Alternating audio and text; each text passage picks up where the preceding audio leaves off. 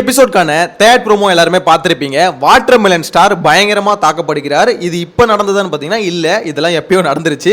இருந்தாலும் அதை தான் பார்த்தீங்கன்னா தேர்ட் ப்ரோமோவாக போட்டுட்டு இருக்காங்க. ஆக்சுவலாக மேட்டர் என்னன்னு பார்த்தீங்கன்னா வாட்டர்மெலன் ஸ்டாரை வந்ததுலேருந்தே எல்லாரும் தாக்கிட்டு இருக்காங்க. அதுக்கு மேஜர் காரணம் யாருன்னு பார்க்கும்போது வாட்டர்மெலன் ஸ்டார் தான். ஏன்னா அவரால் பார்த்தீங்கன்னா வாயை கண்ட்ரோல் பண்ணவே முடியல. எல்லாருக்கிட்டையும் போய் பேசுறாரு. பேசுறது மட்டும் இல்லாமல் அவர் பேசுகிற விஷயம் எல்லாமே தன்னை பற்றி பெருமையாக பேசுகிறாரு. அதனால நிறைய பேர் வந்து காண்டா வராங்க. வீட்டுக்குள்ளே இருக்க முக்கால்வாசி பேர் என்ன நினைக்கிறாங்கன்னா ஆக்சுவலா இவர் மட்டும் ஒரு 1 இயர்ல வந்து வளர்ந்துட்ட மாதிரி எல்லார்கிட்டயும் பேசிட்டு இருக்காரு. அப்போ எனக்கு மட்டும் எவ்வளவு பெரிய ரீச் இருக்கு பாருங்க மக்கள்கிட்ட அப்படின்ற மாதிரி பேசும்போது மற்றவங்களுக்கு காண்டாகுது. அப்போ நம்ம என்ன ஏப்ப சாப்பியா, நம்ம மட்டும் சும்மா வந்துட்டு வைங்க அப்படின்ற ஒரு கேள்வி வரும்ல. இது மற்றவங்களுக்கு இந்த காண்டு வர்றது எல்லாம் நியாயம் தான் வச்சுக்கோங்களேன். இருந்தாலும் வாட்டர்மெலன் ஸ்டார் வந்து மெயினா இப்போ தாக்கிறதுக்கான காரணம் என்னன்னா அவர் ஒரு பிரச்சனையை வந்து எடுத்து பேசுறாருன்னா ஒருத்தர்கிட்ட மட்டும் பேச முடியாது, டக்குன்னு எல்லாருக்கிட்டையும் பேசிட்டு இருக்காரு. ஒரே டைம்ல எல்லாரையும் அட்டாக் பண்ணி பேசுறாரு. ஸோ இங்க வந்து சில பேருக்கு வந்து பார்த்தீங்கன்னா ரெஸ்பெக்ட் தர மாட்டாரு. அதாவது அவரை விட வயசு கீழே இருக்கவங்க கிட்ட ரெஸ்பெக்ட் தர மாட்டாரு. எடுத்தோன்னு சும்மாரு நீ அப்படின்ற மாதிரி டக்குன்னு வார்த்தையை விடுறதுனால என்ன ஆகுதுன்னா அவரை வந்து அட்டாக் பண்ற வேண்டிய அவசியம் இருக்கு. ஏன்னா இங்க பிக் பாஸ் வீட்டுக்குள்ள எல்லாமே ரெக்கார்ட் ஆகுது. அப்படின்னும் போது ஒருத்தர் வந்து இன்னொருத்தவங்களை நீ வா போ அப்படின்ற மாதிரி ஏதாவது பேசணும் சும்மாரு அப்படின்ற மாதிரி சொல்லும் போது அவங்களுக்கு என்ன ஆகுது, ஓகே இந்த இடத்துல நம்ம அமைதியா இருந்துட்டா நம்மளை வந்து மட்டம் தட்டுருவாங்க, இங்க நம்ம எதிர்த்து கேள்வி கேட்டே ஆகணும். ஏன்னா அப்படிப்பட்ட வீடு தான் பிக் பாஸ் வீடு. ஒரு தடவை நம்ம அமைதியா இருந்துட்டா கம்பல்சரி பார்த்தீங்கன்னா அதுக்கு அடுத்த வாட்டி திருப்பி அதே பண்ணுவாங்க. அதனால ஒரு தடவை அதை பண்ணும் போதே கம்பல்சரி எல்லாம் கேள்வி கேட்கணும். அதனால கேள்வி கேட்கும் போது வாட்டர்மெலன் ஸ்டாரை போட்டு தாக்குன்னு தாக்குறாங்க. ஸோ அந்த தேர்ட் ப்ரோமோல நீங்க பார்க்கும்போது தெரிஞ்சிருக்கும் நம்ம திவாகர் வந்து ஒரு பிரச்சனை வந்து ஸ்டார்ட் ஆகுது. ஃபர்ஸ்ட் என்ன பிரச்சனை பார்த்தீங்கன்னா கொரட்டை பிரச்சனை. அதாவது நீ தான் கொரட்டை விட்ட அப்படின்ற மாதிரி வந்து திவாகரை வந்து பார்த்தீங்கன்னா பிரவீன் ராஜ் அவர் வந்து சொல்றாரு. ஆனா கொரட்டைக்கெல்லாம் இப்படி ஒரு பஞ்சாயத்து வரும்னு சத்தியமா எதிர்பார்க்கலங்க. எனிவேஸ் பிரவீன் ராஜ் வந்து நீ தான் கொரட்டை வர்றீங்க அப்படின்னு சொல்லும் போது இல்ல நீ தான் கொரட்டை வர்ற அப்படின்ற மாதிரி சொல்லும் போது இவர் வந்து கையை நீட்டி பேசாத. ஏன்னா திவாகர் வந்து அவரோட ஹேபிட் எப்படின்னா கையை நீட்டி தான் பேசும். ஒரு மாதிரி அடிக்க வர சொல்ல ஒரு மாதிரி பேசுவாங்க பார்த்தீங்கன்னா. அது வந்து ஸ்டார்டிங்கில் திவாகர் வந்து பேசிடுவார். கையை இப்படி வச்சு தான் என்ன அப்படின்ற மாதிரி கேட்குற மாதிரி தான் பேசுவார். ஸோ அது வந்து பார்த்தீங்கன்னா யாராக இருந்தாலும் ஆப்போசிட் இப்போ நம்மகிட்ட ஒருத்தவங்க பேசுகிறாங்கனாலே என்ன நீ கையை ஓங்கி பேசுகிற அப்படின்ற மாதிரி யாராக இருந்தாலும் கேள்வி கேட்பல. ஸோ அந்த மாதிரி பிரவீன் ராஜ் கேள்வி கேட்குறாரு. இருந்தாலும் பிரவீன் ராஜ் ஆட்டிடியூடு கொஞ்சம் அதிகமாக தான் இருக்குது. அதையும் இந்த இடத்துல மென்ஷன் பண்ணியே ஆகணும். ஏன்னா அவரோட ஆட்டிடியூட் எல்லாமே கரெக்டாக அப்படின்னு பார்த்தீங்கன்னா இல்லை, அவர் கேட்குற பாயிண்ட் கரெக்ட், ஆனால் ஆட்டிடியூட் தப்பாக இருக்குது. அது ஒரு மேட்டர் இருக்காது என்னன்னு வரேன். ஸோ பிரவீன் ராஜ் வந்து இப்படி கேட்குறாரு. அதுக்கு வந்து பார்த்தீங்கன்னா திவாகர் வந்து ஓகே நான் நீ கை நீட்டி பேசாத அப்படின்னு சொல்லணும். அவர் கையை மடைக்கிறாரு. அதுக்கப்புறம் திவாகர் திருப்பி கை நீட்டி தான் பேசிட்டு இருக்காரு. ஸோ இந்த இடத்துல கெமி உள்ள வராங்க. நீ சும்மா இருன்னு சொல்லணும். கெமி வந்து நான் எதுக்கு சும்மா இருக்கணும் அப்படின்னு கேட்டோன்னே கெமி உள்ள வராங்க. நீ யாருமா என்ன கெமி அப்படின்னு சொல்லிட்டு அவங்க உள்ள வந்து அந்த பஞ்சாயத்துக்குள்ள வந்தோன்னே இவங்க 2 பேருக்குள்ள ஒரு பிரச்சனையா அது மாறுது. இதுதான் பார்த்தீங்கன்னா திவாகருக்கு நடக்குது. நடுவில் யாராவது ஒரு விஷயத்தை வந்து பார்த்தீங்கன்னா பேச வராங்கன்னா அவங்களுக்கு அகேன்ஸ்டாகவும் பேசுறாரு. ஆக்சுவலா இவ்வளோ நாள் அந்த கலாட்டா பிகின் நோட்ஸ் இந்த யூடியூப் சேனலில் போய் எப்படி சண்டை போட்டுட்டு இருந்தாரோ அதே தான் பார்த்தீங்கன்னா பிக் பாஸ் வீட்டுக்குள்ளே ஒரு பண்ணிட்டு இருக்காரு. இது வேலைக்கு ஆகுமான்னு கேட்டால் என்ன பொறுத்த வரைக்கும் வேலைக்கே ஆகாது. இது திவாகரை இப்போ என்ன பண்ணியிருக்குன்னு பார்த்தீங்கன்னா இப்போ கூட லைவ்ல ஒரு விஷயம் நடந்துட்டு இருக்கு. திவாகரை பற்றி தான் நிறைய பேர் பேசிக்கிட்டு இருக்காங்க. வீட்டுக்குள்ளே இருக்க மற்ற கண்டஸ்டன்ஸ் எல்லாருமே என்ன பேசிக்கிட்டு இருக்காங்கன்னா அந்த மனுஷன் வந்து வார்த்தையை விட்டுறாரு டக்குன்னு. அவர் விட்டுற வார்த்தை வந்து ரொம்ப கஷ்டமாக இருக்குது அப்படின்ற மாதிரி நிறைய பேர் பேசிக்கிட்டு இருக்காங்க. ஸோ மோஸ்ட்லி அதை பேசுறதை கேட்கும் போது அப்போ உண்மையிலே அவங்களுக்கு அஃபெக்ட் ஆகுது போல. அதாவது திவாகர் பேசுறது டக்குன்னு ஒருத்தவங்களை மூஞ்சில வச்ச மாதிரி பேசுறதுன்னு சொல்லுவாங்களே, அதை வந்து தலைவன் பண்ணிட்டு இருக்காரு. ஸோ இது வந்து அந்த ஸ்டாண்டர்டா அப்படின்னு ஸ்டாண்டர்ட் இல்லை தான். ஏன்னா அந்த பிளேயரே இந்த ஷோக்கான ஸ்டாண்டர்டுக்கு இல்லாத பிளேயர் தான். அவரை தூக்கி உள்ள விட்ட வேற என்ன பண்ணார், அவருக்கு தெரிஞ்ச விஷயத்தை தான் பண்ணுவார். விஜய் சேதுபதி சொல்லி தானே சரி இந்த மாதிரி உங்களுக்கு தெரிஞ்சதை பண்ணாதீங்க, புதுசாக பண்ணுங்க அப்படின்ற மாதிரி. இருந்தாலும் அவருக்கு என்ன தெரியுமோ அதை தான் போய் வீட்டுக்குள்ள பண்ணிட்டு இருக்காரு. இப்போ வரைக்கும் தொடர்ந்து பண்றாருன்னு வச்சுக்கோங்களேன். இப்போ கூட லைவ்ல ஒரு மேட்டர் பார்த்தேன். என்னன்னு பார்த்தீங்கன்னா விஜய் சேதுபதி வந்து அந்த மாஸ்டர் படத்தில் அந்த பவானி கேரக்டர் குளிக்கும் போது சோப் போட்டு ஒரு மாதிரி கொம்பு வைப்பார் பார்த்தீங்களா முடியல. ஸோ அந்த விஷயத்தை வந்து பார்த்தீங்கன்னா திவாகர் அங்கே பண்ணி பர்ஃபார்ம் பண்ணிட்டு இருக்காரு. தலைவனை அடக்கவே முடியாது போல, நடிச்சுக்கிட்டே இருப்பேன்னு சொல்லுவாங்க பார்த்தீங்களா, இந்த ஆடிக்கினே இருப்பேன் அப்படின்ற மாதிரி தலைவன் உள்ள போனதுலேருந்து நடிச்சுக்கிட்டே இருக்காப்புல. இந்த நடிப்பு அரக்கன்னு சொன்னார்ல, அதை வந்து நான் யாருன்னு உள்ள போய் காமிக்கிறேன் அப்படின்னு சொல்லிட்டு ஸ்டார்டிங்லேருந்து இப்போ வரைக்கும் நடிச்சுக்கிட்டே இருக்காரு. ஆனால் அந்த நடிப்பெல்லாம் நம்ம பார்க்கணும் அப்படின்ற மாதிரி ஒரு கஷ்டம் வரும்போது தான் உண்மையிலே வருத்தமாக இருக்கு.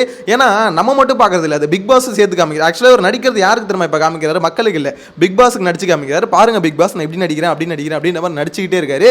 ஸோ இவரோட நடிப்புக்கு ஒரு அளவே இல்லாமல் போயிட்டு இருக்கு அப்படின்ற மாதிரி தான் சொல்லணும். பொதுவாக உங்ககிட்ட ஒன்று கேட்கணுங்க. ஏன்னா இப்போ திவாகருக்கு வந்து பார்த்தீங்கன்னா 2 ஃபேஸாக சப்போர்ட் பண்ணுறாங்க. ஒருத்தவங்க வந்து ஓகே திவாகர் என்னதான் இருந்தாலும் வீட்டுக்குள்ளே போயிட்டாரு ஒரு கண்டஸ்டன்ட் அப்படின்னும் போது அவரை கொஞ்சம் எல்லாரும் கொஞ்சம் இது ஒபே பண்ணணும், அதாவது கொஞ்சம் ரெஸ்பெக்ட் பண்ணணும் அப்படின்ற மாதிரி கேட்குறாங்க. அதே மாதிரி இன்னும் சிலர் இல்லை திவாகரை இந்த மாதிரி அடிக்கணும், அவர் வெளியே என்னென்ன வாய் பேசினாரு அவர்லாம் வாங்கணுங்க அப்படின்ற மாதிரி சில பேர் சொல்கிறாங்க. ஸோ இது ஜெனியூனா உங்களுக்கு என்ன தோணுது? அதாவது திவாகர் மாதிரி ஒரு ஆள் வெளியே வந்து பயங்கர கிரிட்டிசிசம் அவர் மேலே வந்தது. இருந்தாலும் பிக் பாஸ் மாதிரி ஒரு பெரிய ஆப்பர்ச்சுனிட்டி அவர் கிடச்சிது. உள்ளே போயிட்டு அவர் பேசுறது திருப்பி அதே தற்பெருமைகள் தான் பேசிக்கிட்டு இருக்காரு. இருந்தாலும் இந்த இடத்துல உங்களுக்கு என்ன தோணுது, அவர் அடிக்கணும்னு தோணுதுங்களா, இல்லை இல்லைங்க என்ன இருந்தாலும் மன்னிச்சு விடலாம், இதுக்கப்புறம் அவர் ஒரு கண்டஸ்டண்டாக மட்டும் பார்க்கணும் அப்படின்னு தோணுது? உங்களோட கருத்தை கமெண்ட்டில் மென்ஷன் பண்ணுங்கள். எனிவேஸ், இப்போ இந்த பிரவீன்ராஜ் மேட்டர் சொன்னல, பிரவீன்ராஜ் என்ன பண்ணுறாருனா திவாகர் மாதிரியே பேசி அந்த ஒரு மாதிரி திவாகர் ஒரு மாதிரி பேசுவார்ல, ஸோ அந்த மாதிரி பேசிலாம் காமிக்கிறாரு. அது கொஞ்சம் நல்லா இல்லை. ஏன்னா இப்போ ஒருத்தவங்களை பின்னாடி அவர் பண்ணுறது தப்பு அப்படின்ற மாதிரி பேசலாம், ஆனால் அவங்கள மாதிரி நடித்து காமிக்கிறது அது ரொம்ப தப்பாக இருக்கும். லாஸ்ட் சீசனை பார்த்தீங்கன்னா முத்துக்குமரன் மாதிரி பின்னாடி இருக்க விஜய் விஷால் இவங்கெல்லாம் ஒரு மாதிரி காசிப் பேசுறது தான் பெரிய இஷ்யூவாக மாறிச்சு. பின்னாடி அது பெரிய பேசு பொருளாச்சு. ஸோ இந்த மாதிரி காசிப் பேசுறது ரொம்பவே அவர் பண்ணுறது தப்பு தான், திவாகர் பண்ணுறது தப்பு தான், இல்லைன்னு சொல்லவே இல்லை யாருமே. இருந்தாலும் அவர் பண்ணுறது தப்புன்றதுக்கோசம் அவரை மாதிரி நடித்து காமிக்கிறது, அவர் பாடி லாங்குவேஜ் மாதிரி பண்ணி காமிக்கிறது அது தப்பாக இருக்கும். ஸோ அதனால தான் பிரவீன்ராஜ் மேலே இங்கே ஒரு குற்றச்சாட்டு வருது. பிரவீன்ராஜ் இந்த மாதிரி நடித்து காமிக்கிறதுலாம் கொஞ்சம் தப்பாக இருக்குது அப்படின்ற மாதிரி சொல்கிறாங்க. ஆனால் எது எப்படி இருந்தாலும் எனக்கு தெரிஞ்சு இப்போ அந்த பிளேயர்ஸ் அங்கே விளையாடிட்டு இருக்காங்களே, அதில் ஒரு சில பேர் தான் இப்போதைக்கு வெளியே தெரியுறாங்க. யோசிச்சு பாருங்களேன், இந்த ஒரு நாள் கிட்டத்தட்ட முடிய போது, இந்த ஒரு நாள் ஃபுல்லாகவே பார்த்தீங்கன்னா நேற்று நைட்டு உள்ளே போனதுலேருந்து இப்போ வரைக்கும் நம்ம 3 ப்ரோமோலையும் யாரை பற்றி பேசுகிறோம், திவாகர் மட்டும்தான் அங்கே கீ பிளேயராக இருக்காரு. ஏன்னா ஏதோ ஒன்று பண்ணிட்டு இருக்காரு, அவர் பண்ணுறது தப்போ ரைட்டோ ஏதோ ஒன்று பண்ணிட்டு இருக்காரு. அதே மாதிரி பார்த்தீங்கன்னா கமருதீன் அவரும் ஒரு சில விஷயம் பண்ணுறாரு. அதாவது அவர் இந்த டாஸ்கில் கொஞ்சம் இன்வால்மெண்ட்டாக இருக்கணும் அப்படின்ற மாதிரி நினைக்கிறாரு. நம்ம ஒரு ஆள் அப்படின்ற மாதிரி காமிச்சுன்னு நினைக்கிறேன். அவர் பேரும் வருது கெமி. அதே மாதிரி சண்டையில் உள்ளே வராங்க, அதனால கெமி பேர் வருது. அதுக்கடுத்து பார்த்தீங்கன்னா கனி. ஸோ அவங்க சமைக்கிறாங்க வருது. இவங்களை தவிர மிச்சம் யாராவது வெளியே தெரியுறாங்களான்னு பார்த்தீங்கன்னா யாருமே இல்லைங்க. என்ன பண்ணுறாங்கன்னே தெரியல. அதை தான் நான் சொல்கிறேனே, ஆக்சுவலாக இவங்க பண்ணுற தப்போ ரைட்டோ ஏதோ ஒரு கண்டென்ட் கிடைக்குதுல்ல.